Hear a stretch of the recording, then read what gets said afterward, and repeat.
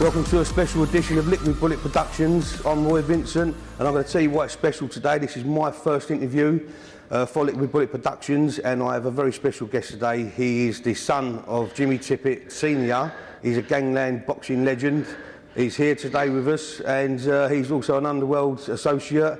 He's very well known in the criminal and gangland fraternity. He's also the author of the book Gangster. It's Jimmy Tippett Junior. Nice to meet you, Roy. And you, mate. Thanks for coming. That's all right. Absolute pleasure to have you on. And I've been trying to get you for quite a few months. I know. Do you know what it is? I was selling my mum's house. My mum passed away last year. Yeah, and condolences. Remember Liquid Bullet as well. I was grieving and I was going a bit wild and a bit trying to sort of get my head together. But obviously I moved away, got myself sorted up north and enjoying life. All settled now and cracking on. So how's life treating you? Very good, yeah. Working, enjoying earning a straight pound note, and no, we had some good people, got some very good friends up here. My daughter lives up here. Lovely. And it's nice. I'm back in the gym training and that. So, excellent. Yeah, you're looking well. I'm doing my dad's book, The Real Deal, so... That's coming out soon, isn't it? When are we looking forward to that? I'm writing that with a best-selling crime writer called Julie Shaw, who's written like 20 #1 bestsellers. Well, don't forget, hoping to get that out in March. Yeah, we'll have that out for you as well. We'll advertise that for you. So as soon as you've got that up and done and ready, let us know. And we'll get that out for you. But we're going to jump straight in and tell us a little bit about your dad. My dad, well, everyone knows my dad. My dad, he was like a folk, like a legend, really. He is a legend. Yeah. He was best dad in the world. He was like, to me, he was like Superman. Yeah. He was like, he had a presence around him. He was, he reminded me a lot of John Gotti.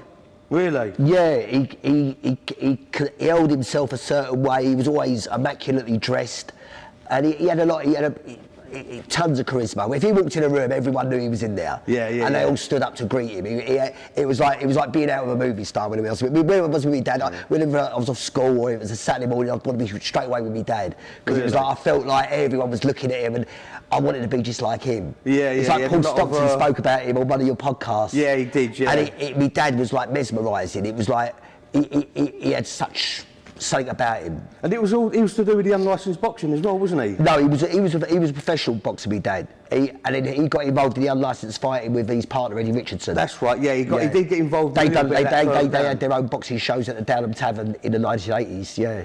Downham Tavern? Yeah, Downham Tavern. Oh my God, I remember going to the raves. Yeah, the raves, weren't they brilliant? They were the Jacko used to put on the raves, yeah, Jacko, Tony Wilson, the DJ. Oh my God. Yeah, them were the days, weren't they? I can remember them. They were brilliant days. But let's go sort of dive straight into where did you grow up, Jimmy? I was born in Lewisham and I grew up on the Ferrier estate.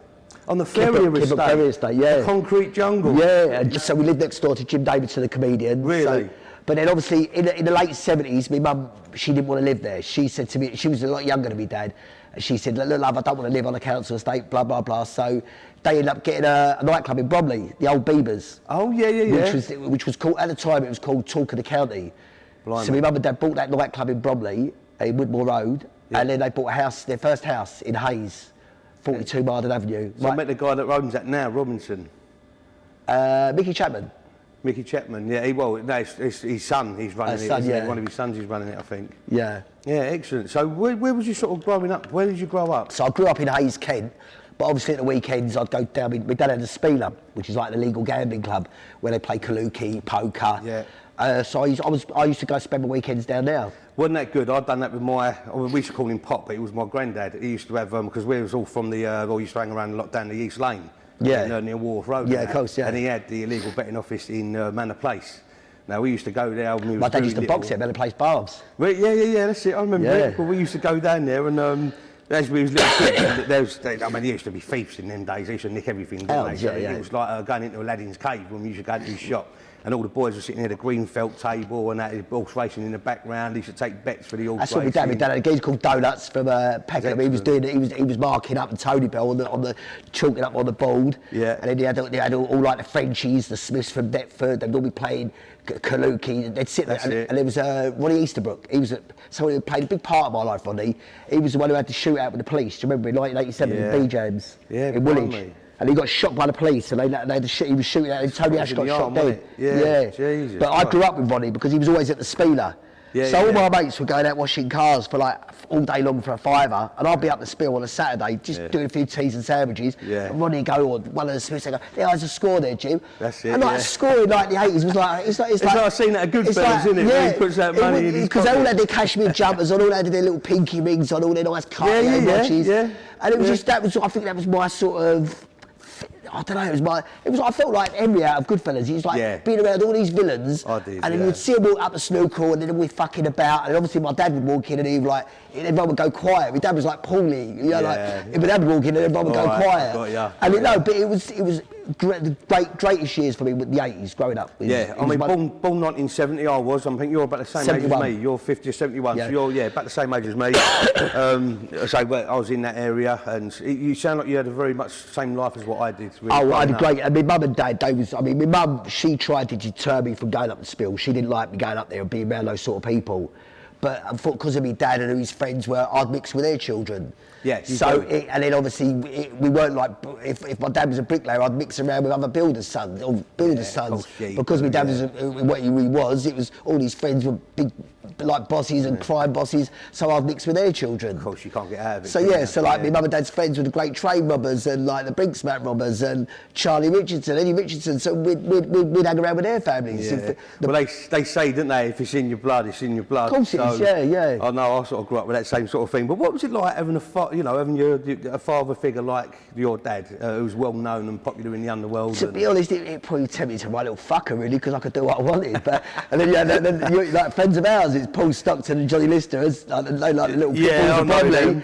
But they used to always look at. I was always up to no good, and they was always like getting me out of trouble when I was a kid and that. So I always had it. I could do. It was like I was given the keys to the city. I could do what I wanted. And like with no sort of, it really turned me a little bit naughty, really, because it give you like sort of a license to steal. It did give you sort of half a license. And you did learn from that, looking back now, some of the things I've done, I'm appalled of.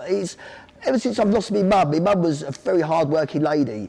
And when she died, she really looked after me, and she said an awful lot of stuff to me. And I've wasted a lot of years down to cocaine and badness in my life, and silly prison sentences, being around the wrong people and being used, like obviously because of my name and what it can do for me. But no, now I want a totally different life.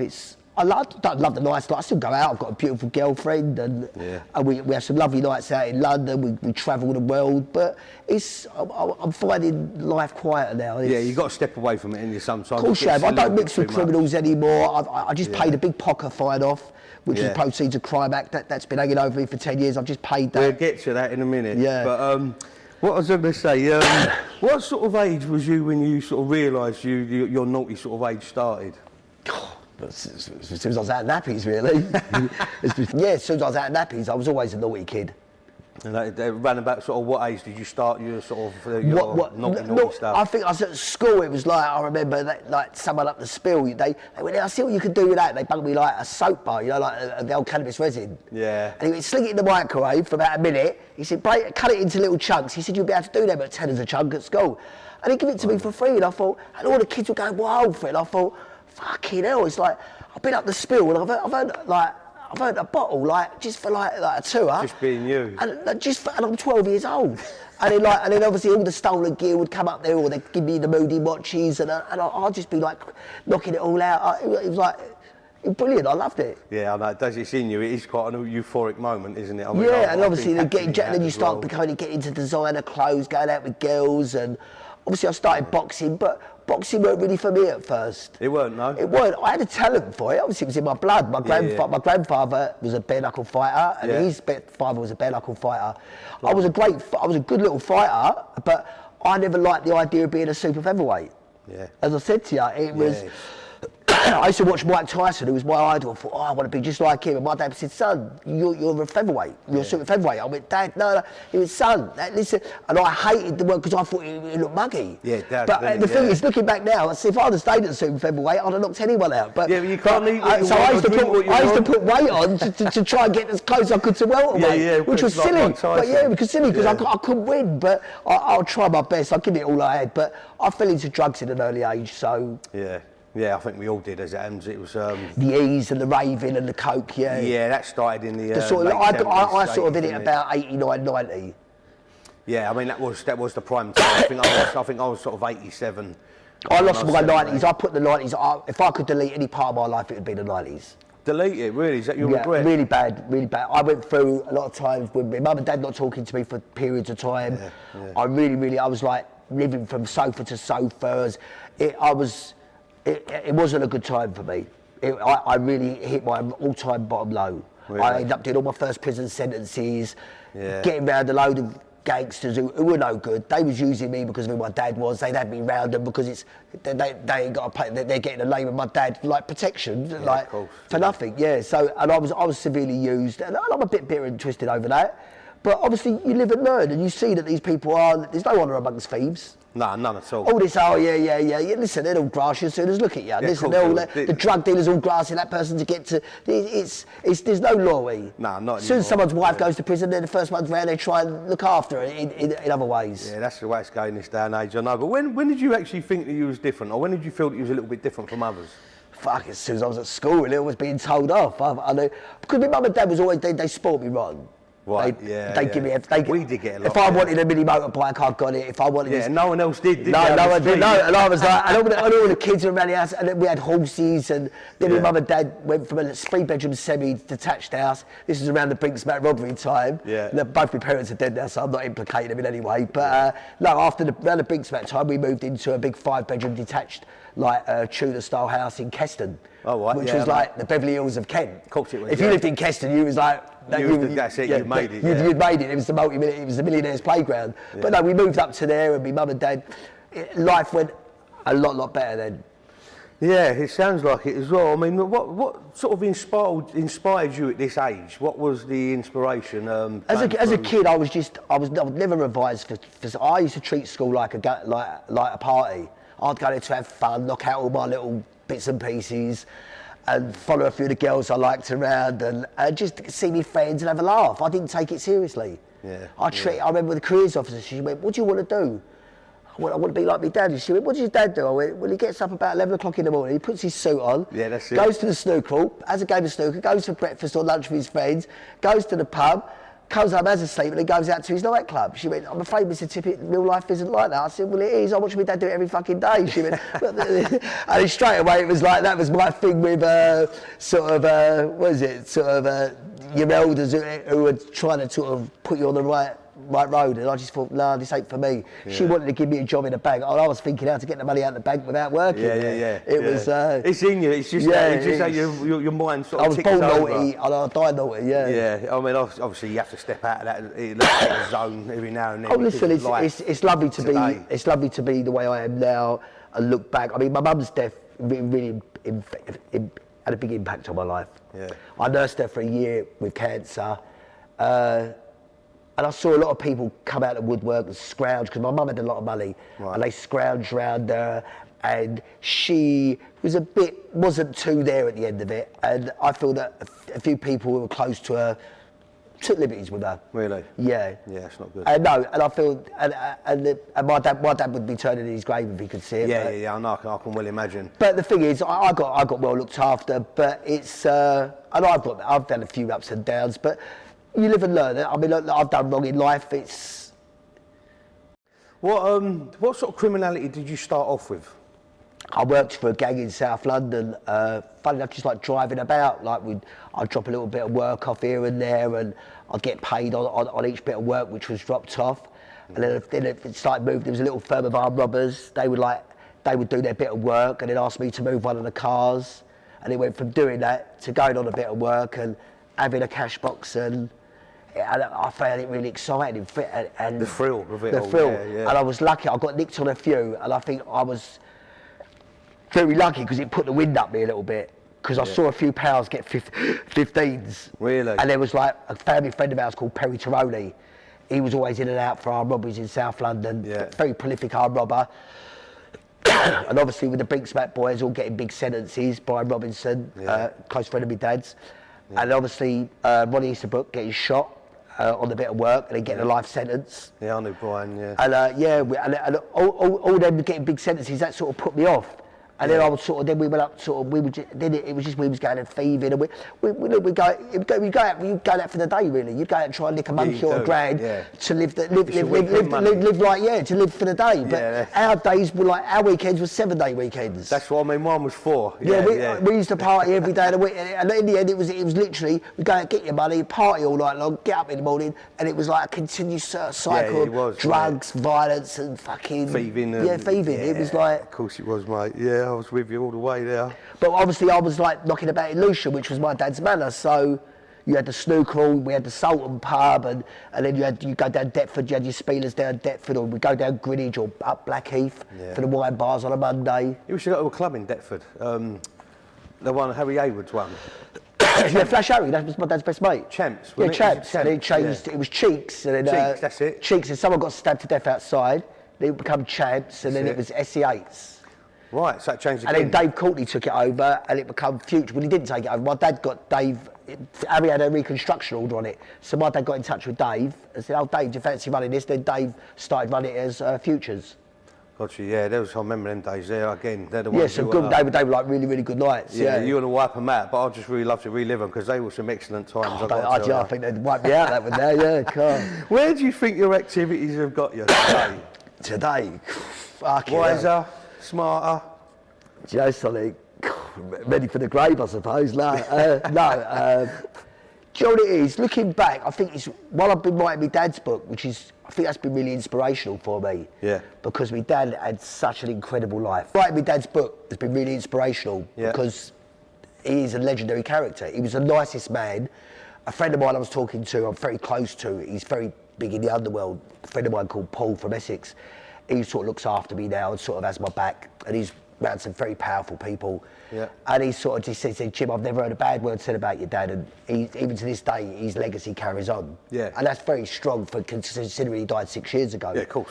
But my dad was a gentleman. My dad always said to me, he said, son, forget the gangsters, they're no good. He said, listen, he said, the Cray twins, he said, listen, he said, all these people want to put themselves out of Cray. He said, there's no value around them, son. He said, listen, he said, they're all friends of mine. He said, I've grown up with them from the age of 12. He said, but son, there's no value. I said, what do you mean? He went, son, he said, you've got 2 conkers at school, you're playing conkers. He said, it's like putting a wing mirror on a conker. I went, what do you mean, son? He said, well, what's the point of having a wing mirror on a conker? There's no value. It's absolutely useless. He said, that's with them, son. He said, son, he said, they are what they are. He said, look, they went to prison at 36. They gained their own notoriety for, like he said, that Reggie was his favourite because he was a bit of a talker, could have a round. Reggie said Ronnie, he was a bit twisted and a bit like messed up with the medication and that. Yeah, yeah. Charlie was just like a con man who was just out to try and grab a monkey. But Daddy say all he ever wanted was a monkey. He wanted a monkey in his pocket for a night's drinking. That was all Charlie ever wanted. Yeah. But my dad was obviously close with Charlie and Eddie, and obviously Harry Hayward. My dad was, because he was born in Greenwich. My dad. Right. So he was a South East London boy, but his mum was born in Hoxton in East London. Okay. So we had two connections. So yeah, but with my dad being a famous boxer, he would go east, west, north, south. He could go anywhere he wanted. And my dad's friends were very powerful people like Georgie Walker. who was a famous British heavyweight fighter who looked after the old gangster Billy Hill.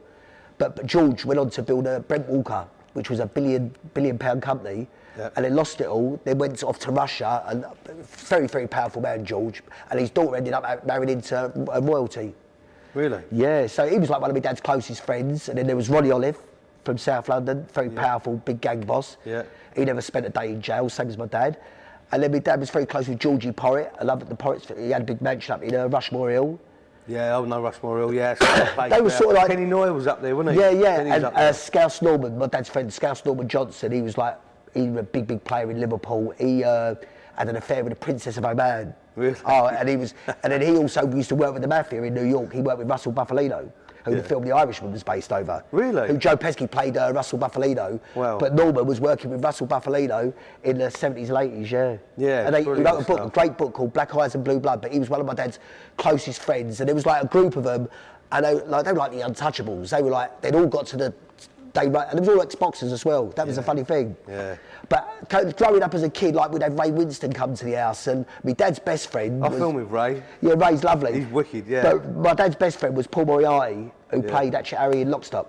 Oh, yeah. To the end of, my dad died at Sunrise, no, not Sunrise, he died at Bickley, the nursing home in Bickley. Right, okay. And what happened was, Paul used to visit him every single week. Dave Courtney visited him a few times. Yeah. We had a lot of famous visitors up there. But yeah, Paul Moriarty visited him every week. And he's on his last birthday card, he put, "To Jim, my hero, thanks for the last 60 years. And that was a beautiful, lovely... He played a blinder in that film, though. Yeah, and Longer Friday played Razors, didn't he? Yeah. He was wicked. They're just playing that actor in... He's great. And then, imagine as a kid coming home and I've got you got Paul Moriarty. I mean, it was my 18th birthday party. Yeah. And we had Donald Sutherland, the Hollywood actor. Yeah. Bernie Eccleston, Formula One motor racing boss. Yeah. Georgie Walker, Justin de Villeneuve, who was the one who made Twiggy famous. Yeah. We had Bob Geldof. It was like... And then my dad had just done a film called Number One. Gangster Number One? No, it was called Number One, and it was based on a snooker player called Bob Geldof was a snooker player called Flash Harry, and it was based in and around Lewisham and Deptford, but it was all. But my dad had a big part in it as well. Did he? Yeah, there was Sergeant Cryer out of the bill. Yeah, so we all went to the premiere. And I remember my mum got the hump because Paulie Yates was in it, and she had all like airy armpits, and she stunk of the hump. She did. I mean, she's not one of those things, isn't she? And my mum went, "For fuck's sake, can we get out of this fucking lift?" It's like, and my mum never swore. She was just like, but my mum could be a little bit like. She was the one who wore the trousers with her and my dad. Really? My dad was. He never cheated on my mum. He was a proper gentleman. Yeah. But if they went out and then anyone, my dad would only have to look at you. He had that much power and presence. Yeah. It was very hard, really, for me to transition over from a boy to a man because of the dad I had. Really? If I had a dad who was a builder, I'd have been a builder's son. Yeah, that's the thing. Having a dad who I had, I mean, I could have been, if I would have gotten the drugs, I would have probably been, who knows, you don't know. But obviously, having a dad I had, it opened a lot of doors, but it also closed a lot of doors. Yeah, it can do work both ways, can't it? Because a lot of people were frightened to have me around because of me dad. They wouldn't want to, in case anything happened, they got answer to him, They're getting their dead, yeah. Or be offensive. And I saw me dad sometimes when it was in the spill. There was a big shootout one day between a family from Deptford and someone who just took a liberty. And my dad got hold of the geezer coming in the spill with a big knife. And that's the first time I'd ever seen my dad go to work. And he went, listen, this geezer, his name was, I can say his name, can't I? Yeah. I wouldn't. No. Well, he was like, I'll tell you what, I can say his nickname. He was called The Plum. He went into Harry Haywood's club once, Flash Harry's, stabbed one of the doormen right up. Harry's pulled a gun out, come out and shot him. As he was running up the club, shot him. Harry shot him. Yeah, shot him in the arse. But the geezer was a lunatic. He stabbed up one of the kids on the market stall with a big samurai sword on the absolute psychopath. But he came in with Dad's spill one day to have a go with my dad. I remember my dad just took the knife off him, hit him with the right hand. I've never seen. It was like this geezer's head. It was like something out of a cartoon. It was like his face went all like distorted. It was like he had 7 strokes in one, and he just hit the floor. My dad got the knife and rammed it straight in his shoulder. And I thought, I was like, fuck it. And then someone went, don't let young Jim see that, don't let young Jim see that. Yeah. I was rushed off, they grabbed him round, pulled him up, then my dad comes, and I was pulled out the back, got in my dad had a Rolls Royce at the time, Silver Shadow. We got in my dad's Rolls Royce and we just drove home. My dad went, oh son, he was only messing about, but I knew it weren't messing about. Because it was like, but it was quick, clever how the boys have got me, run me to the back of the kitchen, and then it was, there's some bird who was helping me do the teas. She went, no, you got to go down here, and then the next thing you know, dad was in the car, we shot off. Yeah, you get to see it all, didn't you? And they try and cover you up. Yeah, and it's like, I mean, obviously you come from the same area as me, Roy, so obviously you know my dad's sort of like status. But he was a gentleman. He would never take a liberty with anybody. Yeah, no, that's it. They were good. They had their morals. They did in them days. And my dad, with me, I lost getting into cocaine was like, I would say it's a devil's stuff. I lost all sense of morality, all sense of respect. Yeah. I would have robbed off my own mum. That's the truth. That's how bad the coke got me bad.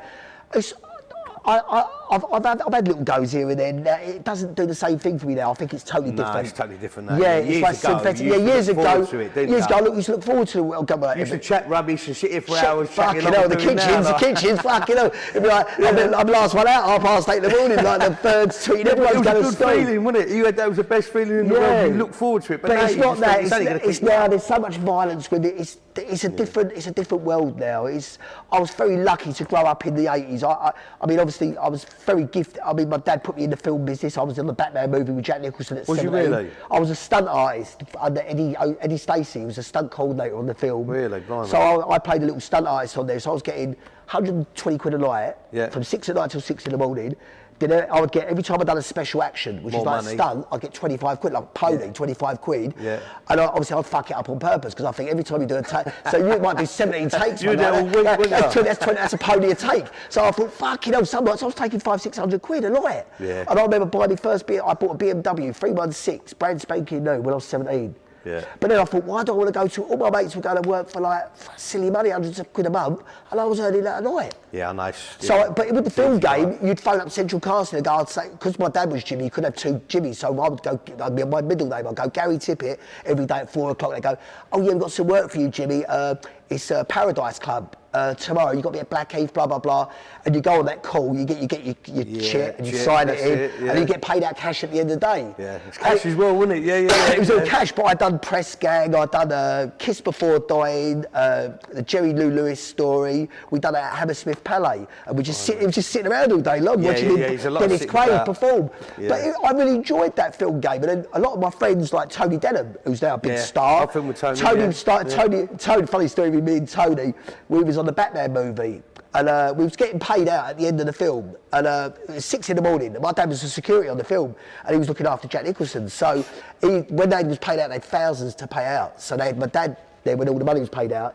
And then the stunt guy who played, done all the stunts for Michael Keaton in the Batman outfit was a guy called Dave Lee, a martial arts expert. I think he just recently died. He died, like me, yeah. And he was in the queue, and he went to my dad's pal, the Olds, the Johnny and Davey Olds, the twins. He's Davey Old's son, Dave.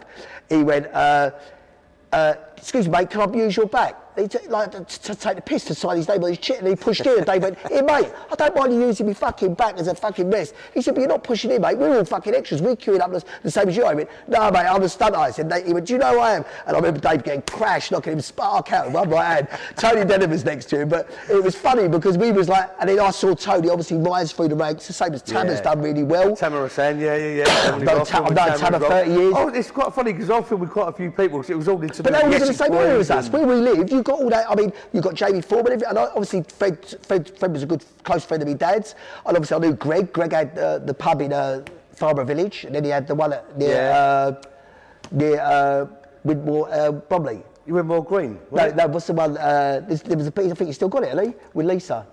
Is it the Working Man's Club? Yeah, no, that's Jacko's. Then you've got the Tilney Road. Oh, Tilney Road. I'll tell you where it is. It's near the White Horse. Near the White Horse, it's up the end of there, the pub. Yeah, I think I know what you're talking about now, yeah. So, I mean, after all of that been going on, what was the biggest job that you've actually done? I got accused of a robbery, which is, yeah, it sounds like saying out of fucking Ocean's 11 or something silly like that. But no, a friend of mine was nicked on a robbery in 1991. It was what they said it was the world's biggest ever robbery. It was the bearer bond robbery in the city, where £292 million worth of bearer bonds were stolen off a city broker who was carrying them. Okay. But my friend Pat Thomas was the so-called mugger at the time, but he was accused of taking the bonds. So later that day, when he'd done the bit of work, we was all at a place called Charlie's Wine Bar in Lewisham, Lewisham High Street, which was one of my dad's friends' bars. Every villain around used to go there. It was like something out of Goodfellas, and it was, the police were watching. You could see the cameras over the road, 24 hours a day. It was full of Rolls Royces and Jags, and every face in London, all the Brinksback boys, anyone was in there. And the policeman even made a remark later on in a book, a guy called Peter Bleaksley, said, say, if the roof would have gone in the night in that place, it would have wiped out 90% of South London's Underworld. Yeah, that's right. I know Peter. But no, so Pat did do the robbery, and then Pat ended up getting shot dead on his door. I'd been out with him that day. He got frisked for a gun at the Ministry of Sound by the boys, refused to go in there, and he got found shot dead on his doorstep in Brockley in the early hours of the morning. But it's a shame, and a lot of the sort of crowd, and then I used to work with a guy called Eugene Carter. Do you remember Eugene? He was a big-time drug baron. Basically, what it was a lot of boys in South London who were using Brinksback money to put into the other game, and obviously there was a lot of money around South London. And Eugene Cartier, they used to call him, because he'd have like £100 Cartier watch on. Eugene Cartier. His name was Eugene Cartier. His uncle was Johnny Carter, who used to cut Frankie Fraser. Him and Frankie Fraser had an ongoing knife war for years. But everyone said bad things about John, but people say bad things about everyone. People say bad things. People say bad things about me. Look at social media. Social media. Look, if they bothered to write a fucking comment like that, I could personally be bothered. Yeah, you couldn't even whisper this sort of stuff years ago. Do you know? Now you've got full carte blanche. But I watch a lot of people's podcasts. I like Kevin Lane. I like Ray Bishop. Yeah, we've done both of them. And I like Terry Ellis. A lot of these people, they're the real deal. Very, very strong, hard men. And they've got a story to tell, and it's how life has treated somebody. And you only get out what you put in now. Well, it's unfortunate that you're born into that sort of stuff, and as I said before, it's in your blood, and you could be a bricklayer or a carpenter or whatever. To be honest, I don't think, even if I had the dad I had, I think I'd still be a little fucker. I think we'd have still got our upbringing that we did. Listen, I always wanted to be better than everybody else. I loved the nice bit of designer clothes. I always loved the kettle. And always wanted to stand out for the crowd. And I suppose being naughty was the only way what was going to make me stand out. You always see the boys with the Farrah and the Gabichis and the... and the kid always had the Gabichis with the suede pocket and a little gold, Yeah, the Lacoste come out, didn't you see? He's got loads of money in, that must be cake. Bit of Pierre Cardi, wasn't it? Yeah, fucking hell. Oh my God, we got that memory lane here.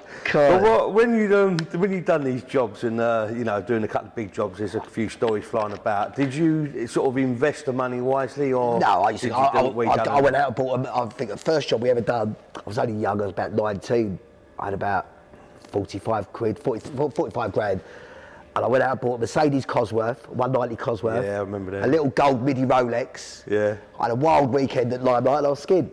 So you like your watches? Oh yeah. Do you know what it is? Funny enough, that one, my parents bought me that on my 18th birthday.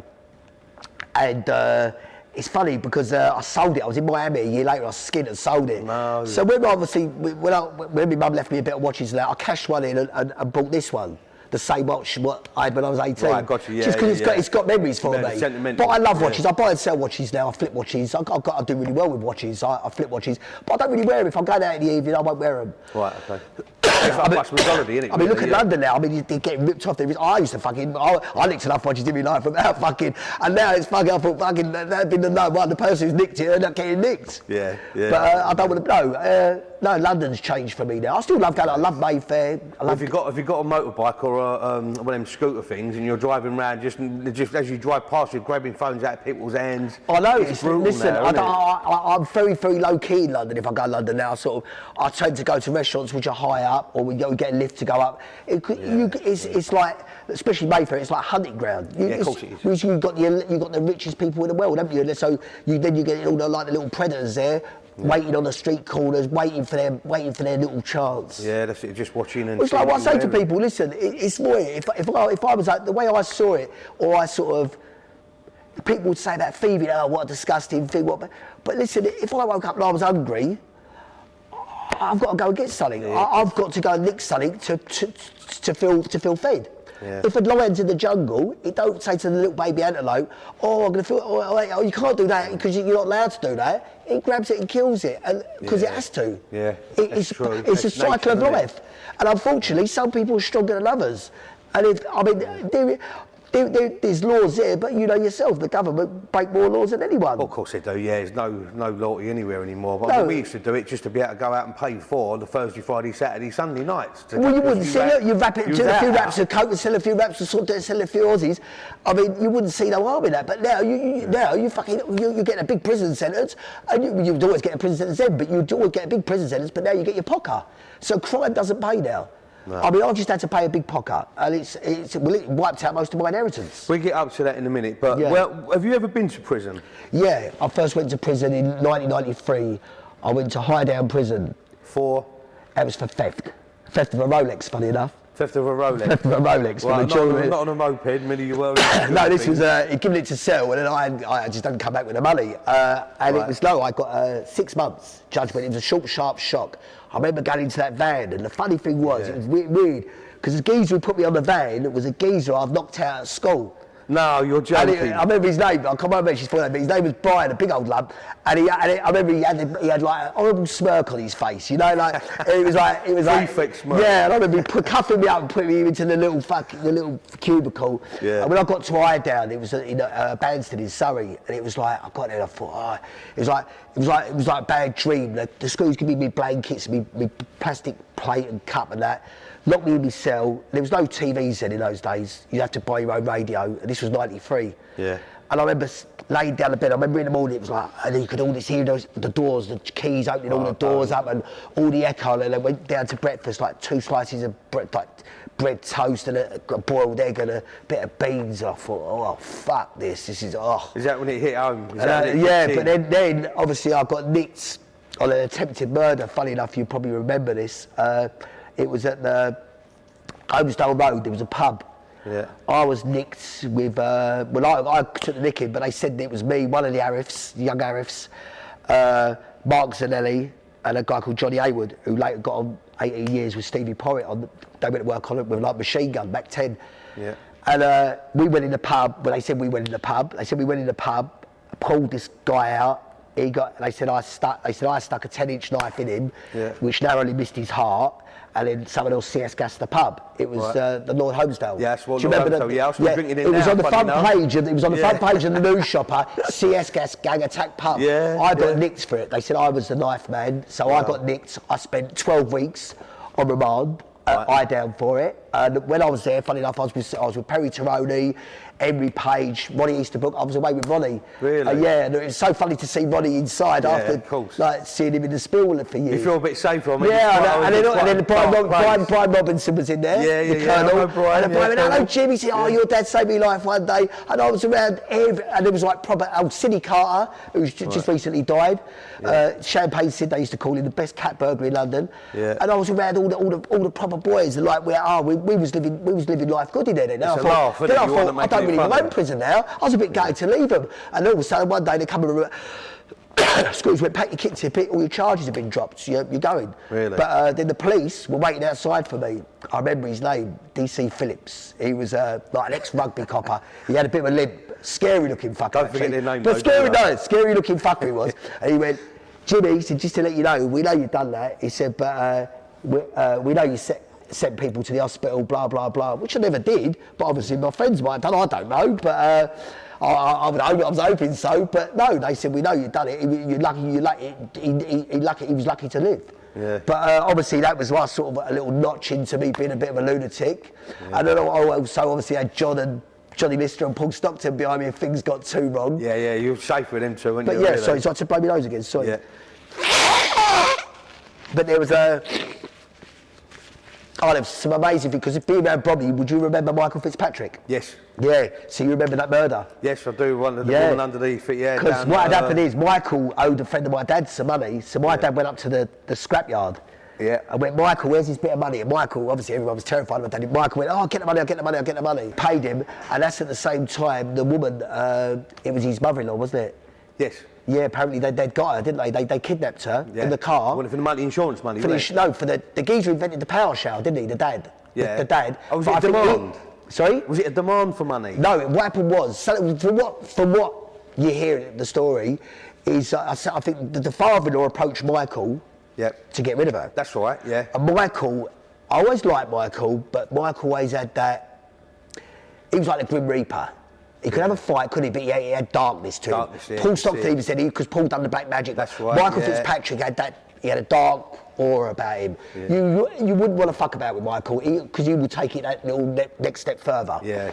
And Michael ended up paying me dad, terrified of me dad. So that's what. So the devil got his comeuppance. But no, when she got murdered, there was a lot. The body was being moved about, wasn't it? Quite a few places at the time.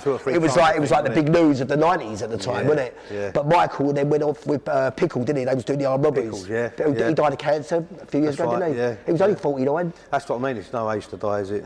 I've got a friend of mine at the moment, a boxer, Mark Potter. He's 47. He's died of cancer, strong as an ox. But that's what I'm saying. He lived a healthy life.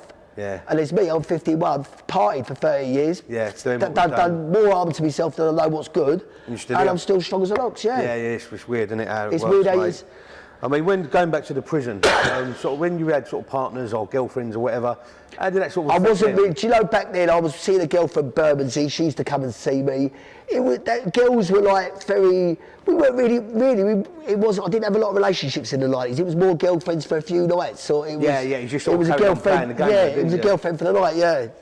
When you was in prison, did you learn a lot more about the criminal underworld? Of course you do, because you see how people are getting caught, you see how people could have not got caught.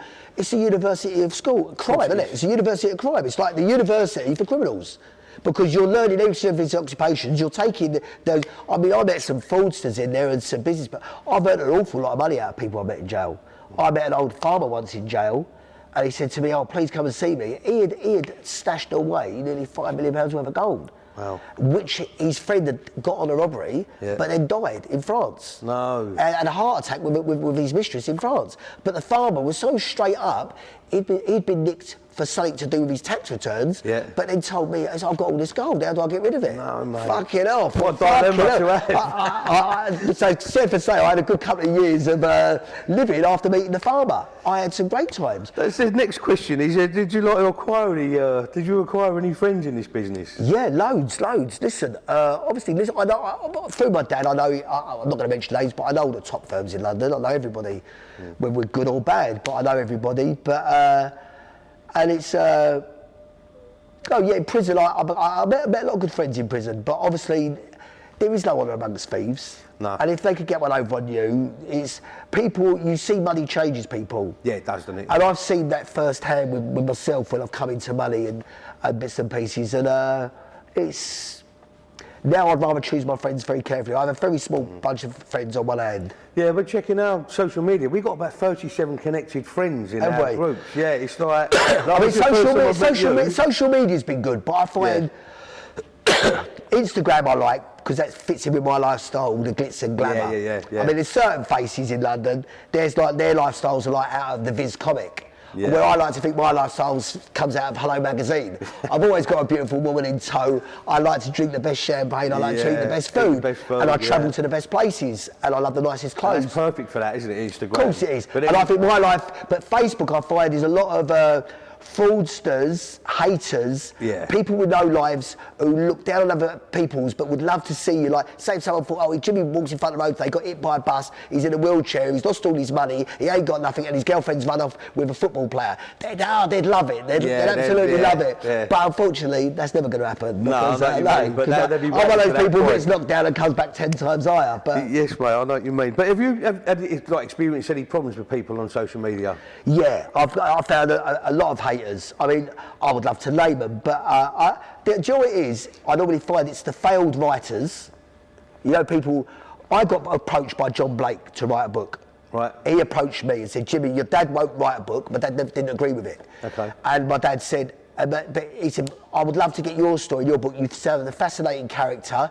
And John Blake is like the hierarchy of the publishers. Okay, yeah. Like, he's done Roy Shaw's, Lenny McLean's, He's done Carlton them all. Leach, he's done anyone, Cass Pennant, he's done it. Anyone who's anyone in the, like, Ronnie Knight, Chopper Reed, he's done all the top people.